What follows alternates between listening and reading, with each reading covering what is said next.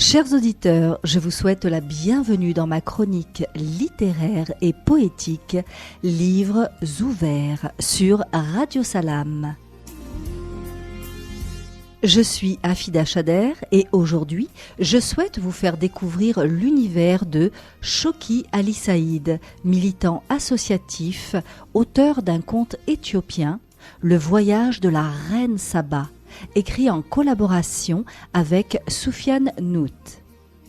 Originaire de Dire Dawa en Éthiopie, Choki Ali Saïd est le président fondateur de l'association France-Éthiopie, Corne de l'Afrique depuis 2008.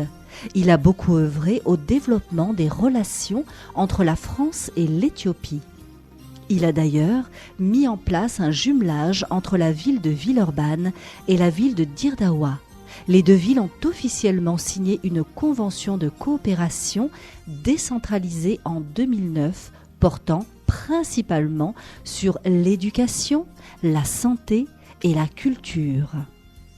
Son engagement pour la solidarité internationale se manifeste également à travers sa participation active à l'organisation des dialogues en humanité qui réunissent chaque année à Lyon des personnalités du monde entier pour une vision plus humaniste des relations entre les citoyens.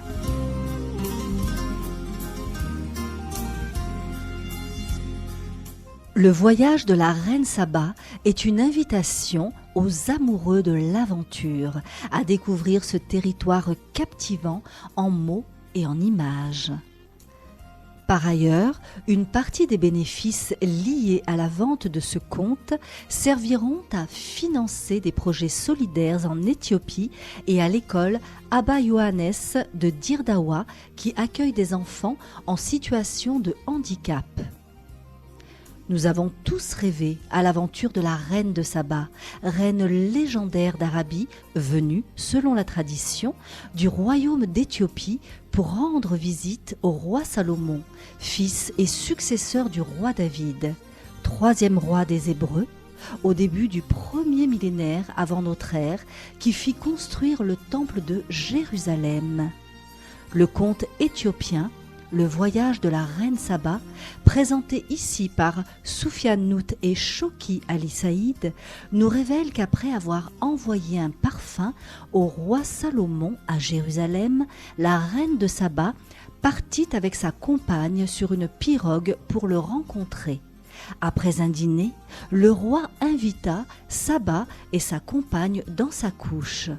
De retour dans leur royaume, les deux femmes mirent au jour un enfant chacune. L'un d'eux, le fils de la reine de Saba, Ménélik, est à l'origine d'une longue et royale lignée.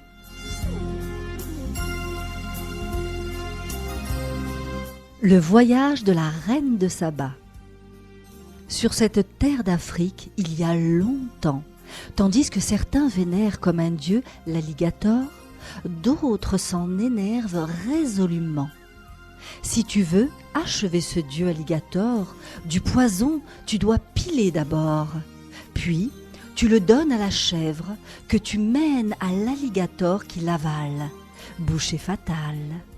Dans ce royaume où dieu alligator est bel et bien mort, c'est le père de Saba qui est roi. Pendant son règne, il présente sa fille au roi Salomon de Jérusalem, puis meurt.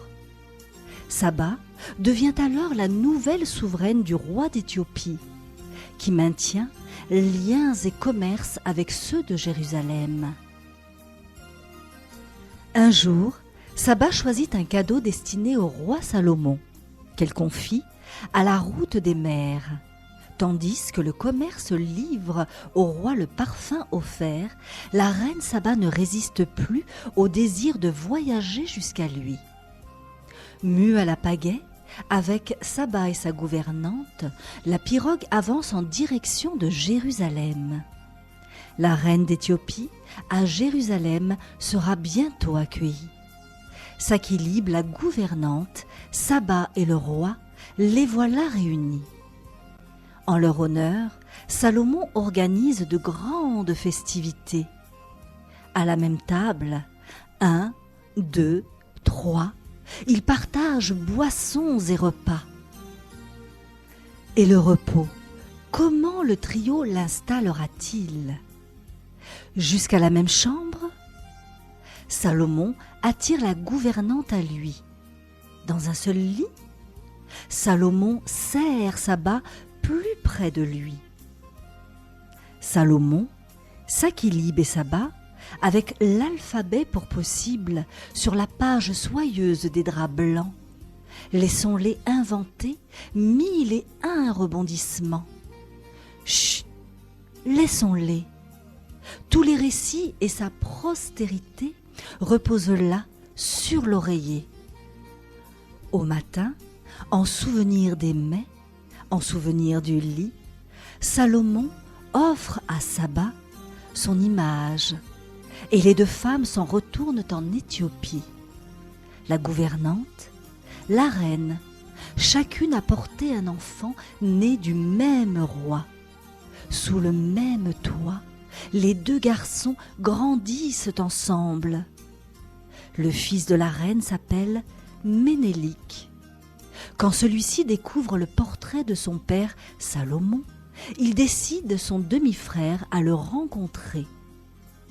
Mule à pagaie, avec deux fils, la pirogue avance jusqu'à Jérusalem, où le roi, leur père, les accueille dans son royaume.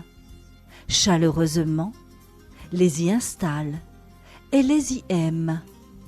Ils adorent le pays qui les abrite. Ils fréquentent l'école jusqu'au jour où Ménélik reçoit de sa mère l'ordre de rentrer en Éthiopie. Accompagné d'un prêtre, porteur et gardien du tabot, il réembarque. À leur arrivée, ils ont la tristesse de découvrir que la reine Saba est en train de quitter pour toujours le royaume vivant d'Éthiopie.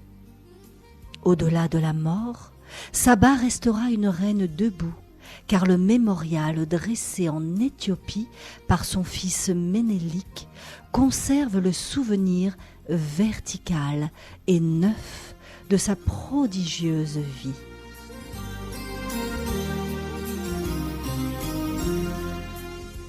Le voyage de la reine Saba par Choki Ali Saïd et Soufiane Nout.